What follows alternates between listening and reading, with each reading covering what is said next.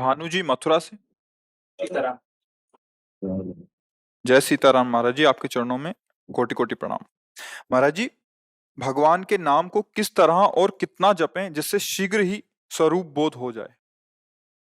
प्यास ऐसी हो जैसे कई दिनों से किसी को पानी ना पिलाया जाए और फिर रबड़ी रखी जाए उसके सामने, तो उसके सामने 56 भोग रखे जाएं, वो क्या करेगा? नहीं पिएगा। उसकी चाह होगी कि केवल पानी पिला दो।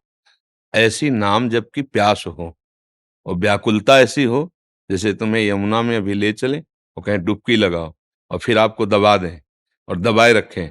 जो श्वास लेने की व्याकुलता आपके अंदर हो, वैसी व्याकुलता हो तो बिगड़ी जन्म अनेक की अब वहीं सुधरे आज, अभी भगवत साक्षात्कार हो जाए।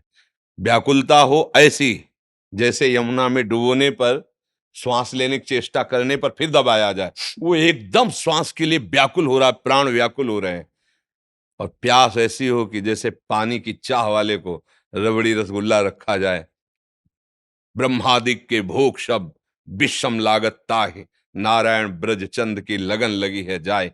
ऐसी तो चाह हो और ऐसी व्याकुलता हो कि दरस बिन दूखन लागे नयन। जब से तुम बिछुरे पिए प्यारे कबहु न पायो चैन।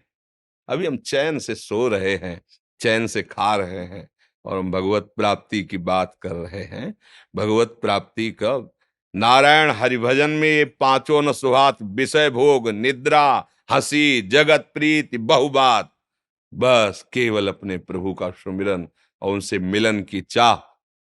बस फिर आपको एक प्रश्न ही नहीं करना पड़ेगा कि कैसे तत्वबोध हो, कैसे प्रेम प्राप्त हो। समझ रहे हो बच्चा? महाराज जी, अशांति, भयंकर जलन अज्ञान के कारण या प्रारब्ध के कारण या फिर वर्तमान अपराध बन जाने के कारण होती है? सबका मूल अज्ञान ही है। वर्तमान का अपराध भी अज्ञान से ही होता है और पूर्व अपराध जो हुए हैं वो प्रारब्ध का नाम दिया जाता है, वो भी अज्ञान से हुई है। सबका मूल कारण दुख का, अशांति का, जलन का, क्लेश का, जन्म मरण का अज्ञान ही है।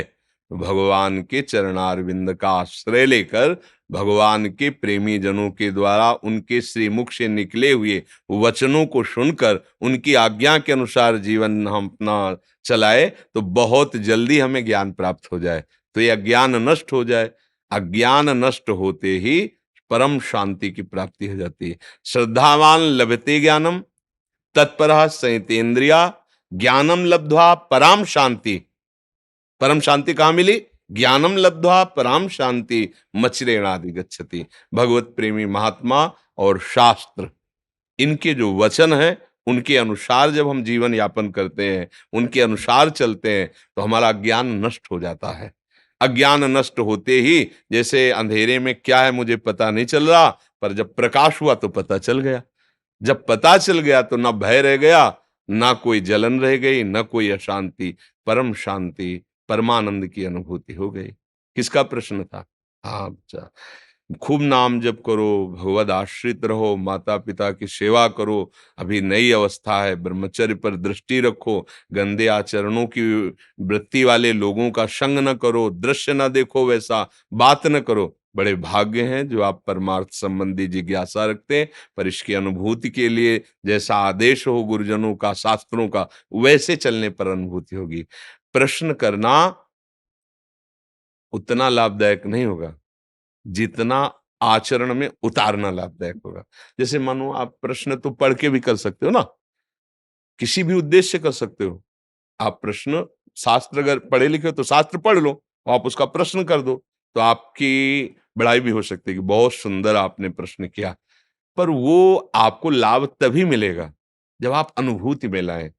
प्रश्न करना और उत्तर दे देना ये दोनों बाहरी विषय है। अनुभव करना ये शांति का विषय है। प्रवचन करने से और प्रवचन सुनने से परमात्म तत्व की प्राप्ति तो नहीं हो जाती ना, उसकी बातें हम समझ जाते हैं। ऐसा करना चाहिए, ऐसा नहीं। पर अनुभूति तभी होगी जब वैसा आप चलोगे, वैसा आप करोगे। नहीं तो फिर जैसे वेद उपनिषद में लिखा है, नायमात्मा प्रवचनेन न लभ्या न मेधया न बहुना श्रुतेन। बहुत प्रवचन करने वाले को भी ये नहीं होता जो परमानंद की, बहुत सुनने वाले को भी नहीं होता, बहुत बुद्धिमान को भी नहीं होता। होता किसको है? जिसने वर्ण कर लिया। मन वचन कर्म से मुझे भगवत प्राप्ति करनी है, और जैसा भगवत प्राप्त महात्मा कहते हैं मैं अक्षरशः वैसा चलूंगा, चाहे प्राण चले जाएं। मैं उनके विरुद्ध आचरण नहीं। अब बात बन गई, स्वीकृति हो गई, अब आप आगे बढ़ जाओगे।